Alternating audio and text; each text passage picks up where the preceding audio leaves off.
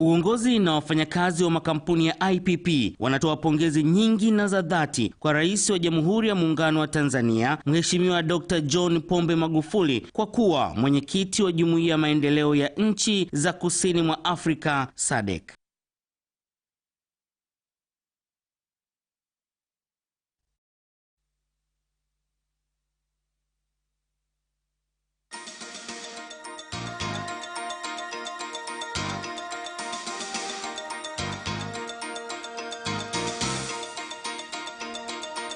In Capital News tonight, commuter bus drivers go on strike at Sabasaba bus station. Morogoro oil tanker fire accident toll goes up to 97. And in sports, Riga hockey team to produce upcoming players for the national team.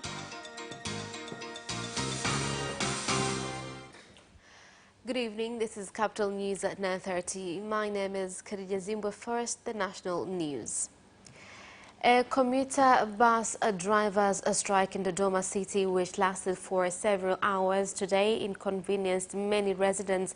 The strike was held at to pressurize removal of traders at Sabasaba bus station, with the bus drivers claiming that the traders had taken over space allocated for the buses. The bus and the strike ended after the director of Dodoma City, Godwin Kunambi, directed the traders to move from the area, pledging to find a solution to the situation.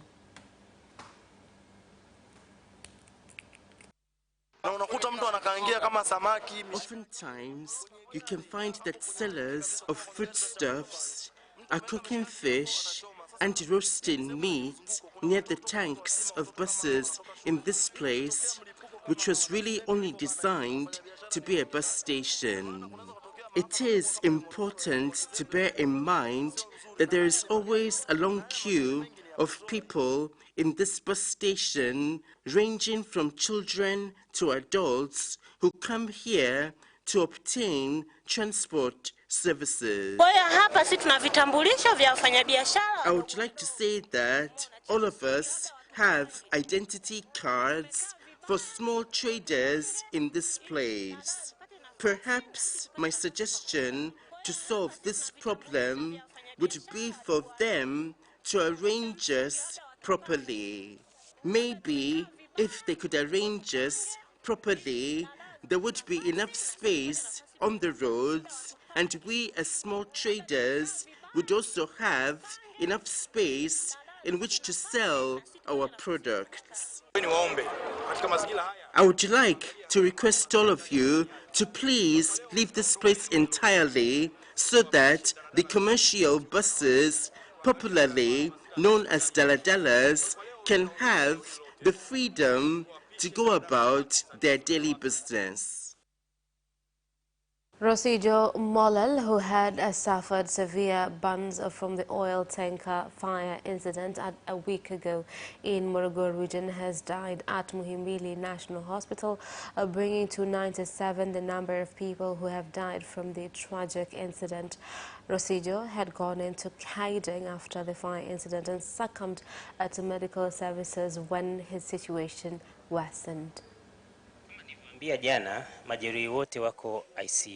Just like I told you yesterday, all of the injured people are in the intensive care unit, the ICU, and they are continuing to receive treatment in the ICU. Yesterday, we had 20 people in the ICU, but unfortunately, 2 of them have died. One of the 2 who died is called Rosija Molel, and she died at around 2 p.m. in the afternoon yesterday. I would like to also note that Rosija Molel was 35 years old. Also, the other person who died is called Neema Shaban, and she was 30 years old. I would like to note that Neema died overnight at around 5:30 a.m. in the morning. Tanzania and African Development Bank AFD AFDB have signed a 414.07 billion shillings loan agreement for construction of 4-lane roads in Dodoma City. The loan was signed between the Permanent Secretary of the Ministry of Finance and Planning, Dr. James, on behalf of the government, and the representative of AFDB in the country, Alex Mubiru. Barabara itakuwa ya njia 4. Hii unayoiona kutokea Kariakoo kwenda Kimara, njia 4 ndio hiyo tunayoiongelea. Itakuwa ya njia 4 hizo. The road will be a 4-way lane, 110 kilometers long. I believe in East Africa it will be the first longest road with 4 lanes. Nikasema sawa sawa kuwa kwa Afrika Mashariki huenda ikawa ndo barabara ndefu ya kwanza ya njia 4. The project aims at improving key road transport links and access to Dodoma City and the region, following especially the transfer of all government offices to Dodoma, the rest of the country as well as other countries in the East African community and beyond. The project will greatly improve the mobility of goods and services around the country's capital, city Dodoma. More importantly, the project will greatly improve regional cooperation and integration within the East African region and beyond. This is because, as the Permanent Secretary of Treasury reminded us, the road lies at the intersection of 2 very important continental corridors passing through Tanzania. First, the Trans-Africa Highway corridor that connects Cape Town in South Africa to Cairo in Egypt. Tanzania Civil Aviation Authority (TCAA) has placed the national flag on top of Mount Kilimanjaro to celebrate 75 years of the Chicago Agreement establishing the organization. The Director General of TCAA, Hamza Johari, said they were using the occasion to promote Mount Kilimanjaro and Tanzania as a tourist destination. Tumepewa heshima kubwa na shirika la usafiri wa anga duniani. As you know, Kilimanjaro is amongst the 7 highest points across the world, so this flag will promote our country.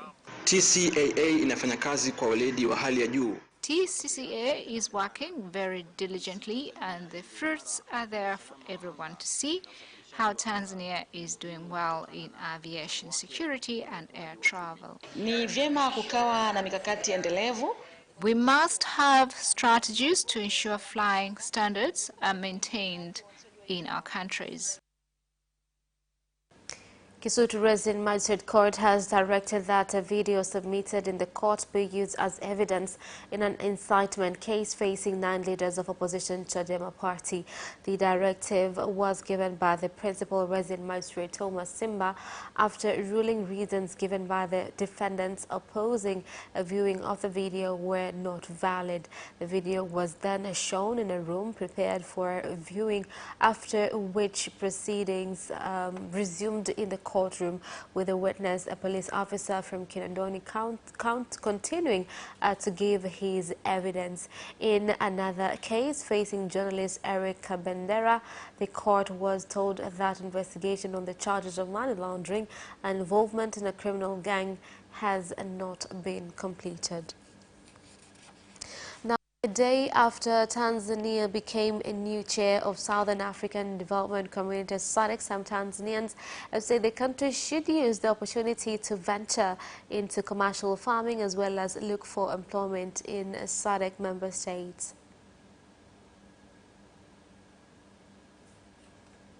I'd like to encourage oil dealers in this country, once this meeting is over, to go and visit SADC member states so as to spot opportunities there. Ni vile vile imekuja kipindi kizuri sana kwa sababu tunao rais ambayo. This could not have come at a better time, as we have a president who makes sure that things get done, and now Tanzanians will be able to go and trade in SADC member states. Hii imetuonyesha kwamba kuna fursa nyingi sana katika nchi zetu hizi za SADC. This has shown us the many opportunities available within SADC member states. What we hope to do now is to complete the Kalema port, which on the Congo side it is known as Kalimiu. We produce enough rice and maize in this region, so we will be going to Congo to advertise our products. 35 ambassadors representing Tanzania in various countries around the world have toured Zanzibar and inspected some development projects, with the ambassador of Tanzania in China, Melwa Kairuki, saying the government of Zanzibar has allocated funds for construction of Zanzibar's new airport. Imefanya mazungumzo na mkandarasi. Talks have been held with the engineer on completion of the final stage, and the government has already paid $11 million towards construction costs. But also from the Chinese side, we had a discussion with the construction company who had agreed to continue while money was coming in, which they consented, and now we've received the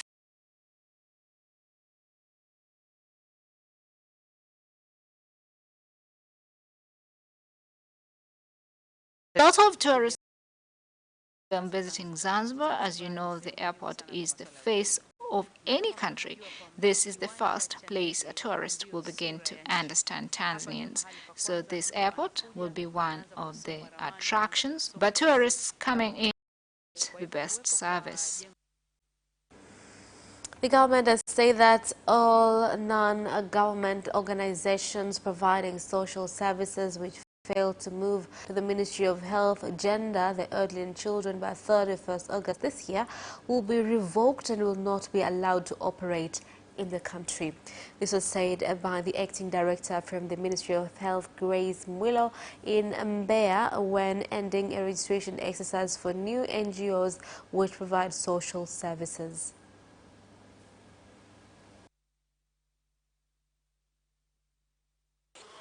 Mashirika yote ambayo yanatakiwa kuhamia katika sheria ya mashirika. All organizations that want to be recognized as non-governmental must do so before the 31st. Once the time has elapsed, this exercise will be closed and there will be no more registration. This means that organizations that will have failed to register will not be recognized. Tena kusajili kwenye sheria ya mashirika yasiyo ya kiserikali. Wizara imetoa pia nafasi ambapo kuanzia tarehe 20 mwezi wa 8. From August 28th, this exercise will start in Dodoma. I ask those who did not complete registration to go there to complete this exercise. And that is the end of national news. International news follows shortly.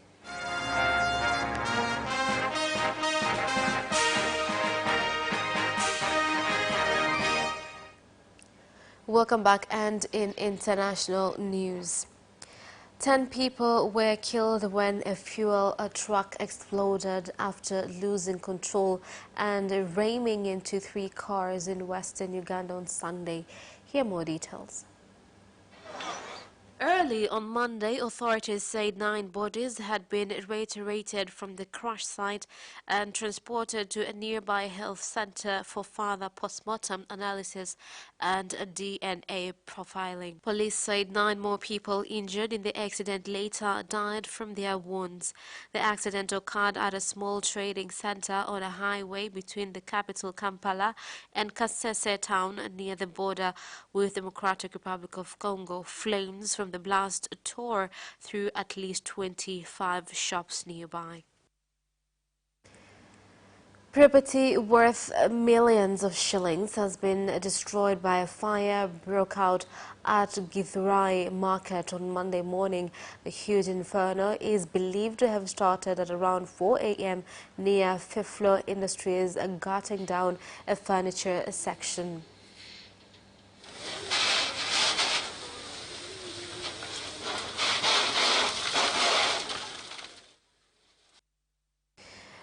Sudan's former President Omar al-Bashir, who ruled the country for 30 years, has appeared in a Khartoum court for the start of his trial on corruption charges.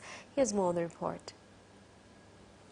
The deposed leader faces charges related to possessing foreign currency, corruption, and receiving gifts illegally. An investigator told court al-Bashir has admitted to receive $90 million in cash from Saudi royals. Police Brigadier Ahmed Ali said at the opening of the trial that the former president told him that the latest payment was delivered by some of Mohammed bin Salman's envoys. The police investigator told the court that nearly 7 million euros, which is equivalent to $7.8 million, were found at Bashir's residence, as well as smaller amounts in US dollars and Sudanese pounds.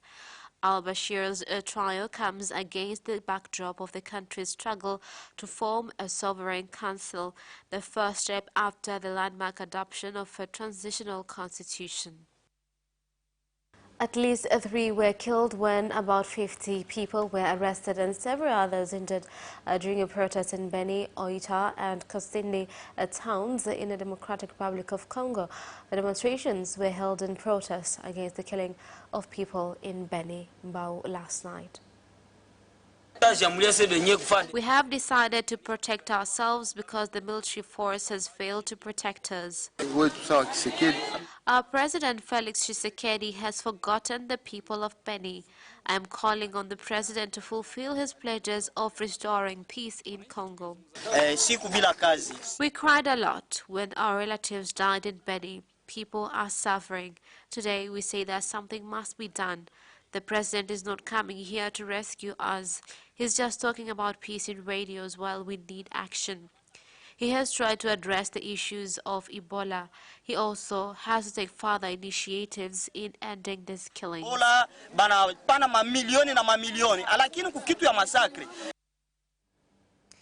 that is the end of international news. Business news follows shortly after the break.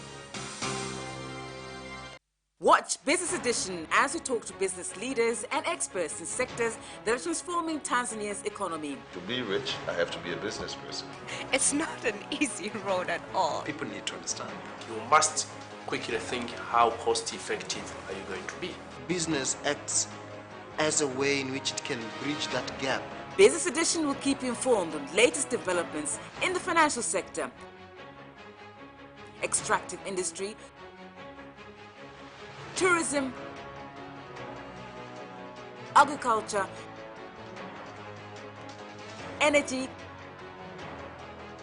construction, and so much more. Meet entrepreneurs who create employment opportunities. Watch Business Edition on Friday at 8:15 p.m.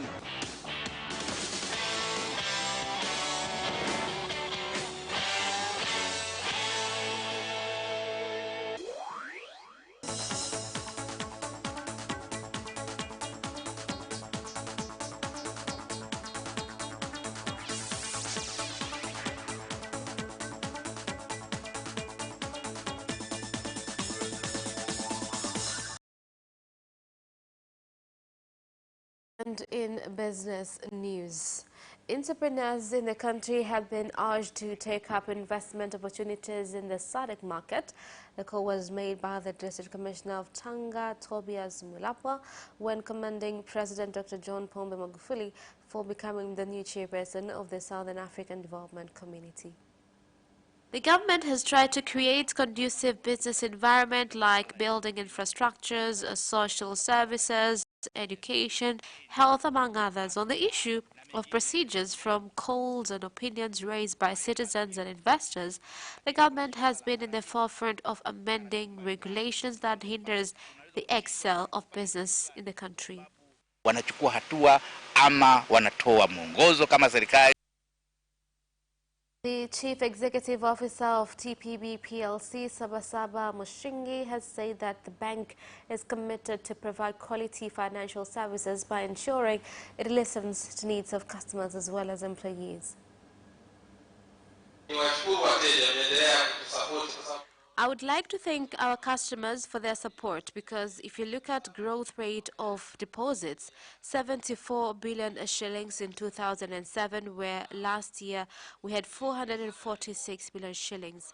Loans have also increased from 36 billion shillings in 2007, where last year we reached 425 billion shillings.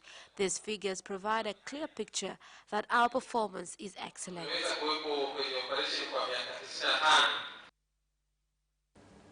And grape farmers and wine producers in Dodoma have been urged to look for market opportunities in the SADC market, as the region, followed by South Africa and SADC countries, has 2 harvest seasons. Tanzania kwa sababu ni nchi pekee. Apart from South Africa, in this region, Tanzania is the only country that grows grapes in large quantities. With this quality, Tanzania is in a position to get better markets in countries that are on high demand. However, not only that, our quantities are huge, but even the quality of our grapes is exceptional from the taste that we produce. Lazima tuangalie sustainability ya. We must also look at sustainability of this crop at all times. I know that once a grapes plant is planted today, one will continue harvesting from the plant for the coming 60 years. I advise my fellow youth to engage in this type of farming. And that is the end of business news. Sports news follows shortly.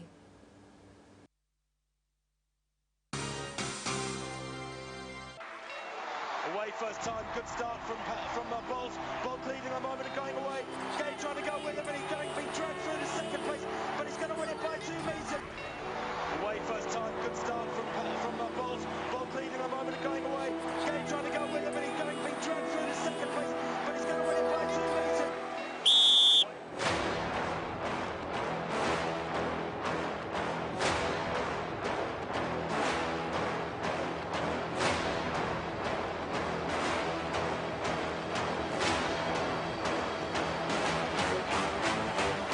Opposition, Joaquinho, he did lose to Lent.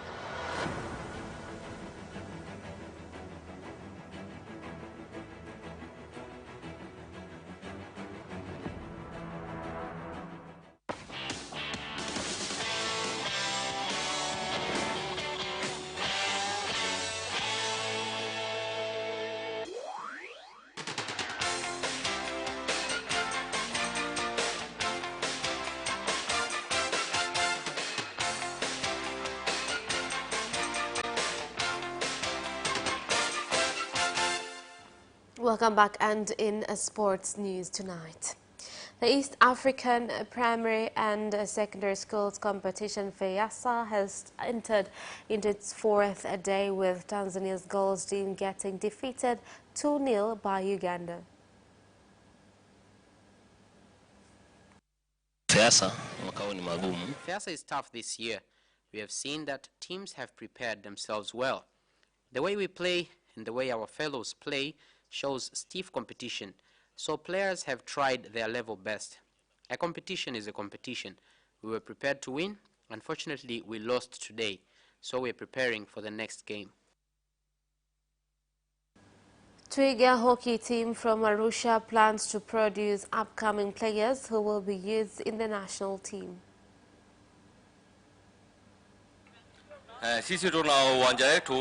We have our own ground at the Sikh Union Club.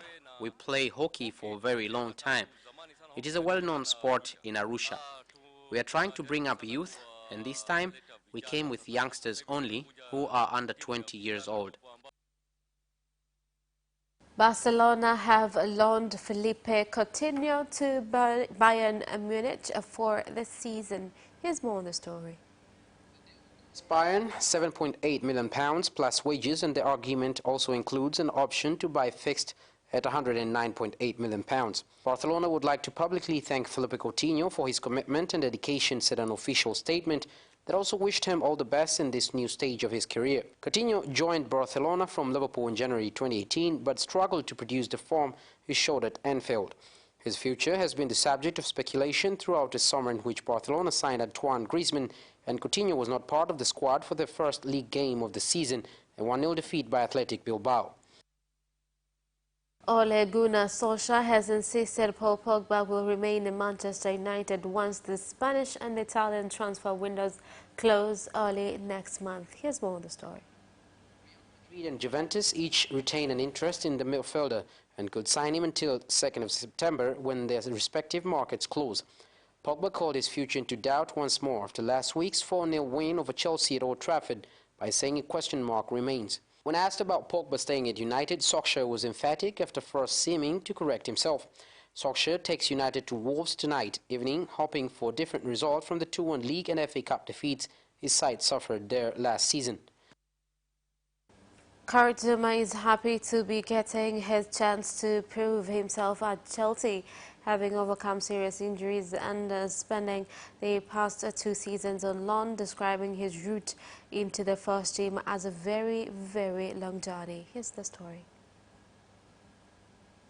The France defender has started each of Chelsea's 3 games this season.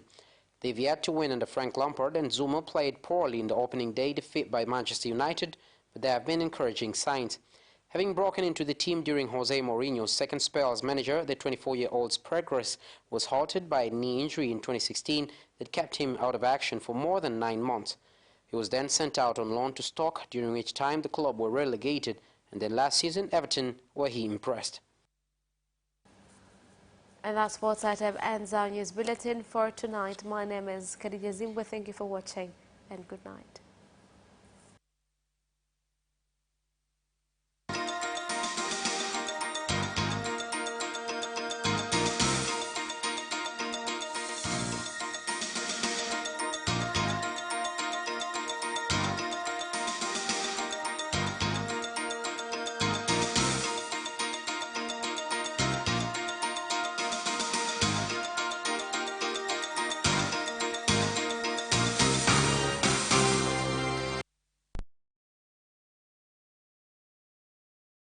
Radio 1, East Africa Radio na Capital Radio sasa zinapatikana kupitia satellite Interset 22 uelekeo 72.1 degree east C-band, frequency 3671 MHz, symbol rate 8571 kilosymbol per second, forward error correction 2/3, polarization horizontal. In Tanzania, we have an amazing array of places we call home. But when it comes to interior designing, decorations, and gardening, we don't make the most of the spaces. On The Decor, you learn about designs, styles, functions, elegance, and traditions by being inspired from the best in the field to transform your spaces and create more memories. Day at 7:30 p.m.